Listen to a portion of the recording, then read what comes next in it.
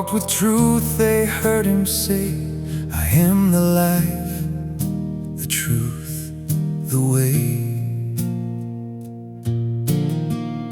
They saw the blind receive their sight. They watched the dead rise into life. But then the cross, the darkest day, their hope seemed buried in the grave. The one they loved was crucified, and all their dreams had surely died. Behind locked doors they wept in fear. The world felt cold, the end was near. The one they thought would set them free now hung upon that cursed tree. But on the third day, stone rolled wide, they saw their risen Lord alive. They touched his hands, they heard his voice. The broken hearts began rejoice, and everything within them knew the grave was empty, it was true. They would not deny his name, though fire and sword and endless pain. They stood for Christ, they would not bend.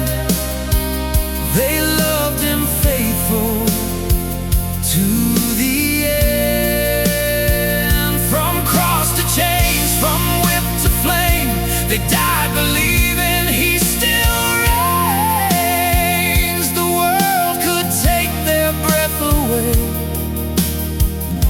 but not the truth. Christ lives today.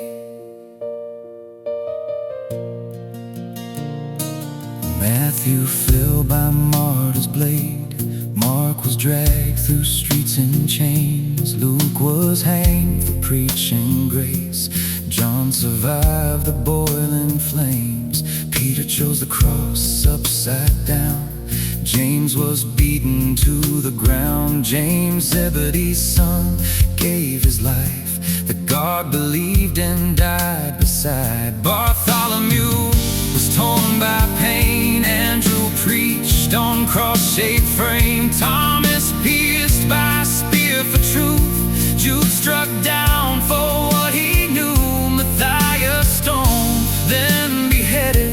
Paul in Rome for Christ was ended. Every wound and every scar testify to who you are. They would not deny his name, though fire and sword and endless pain.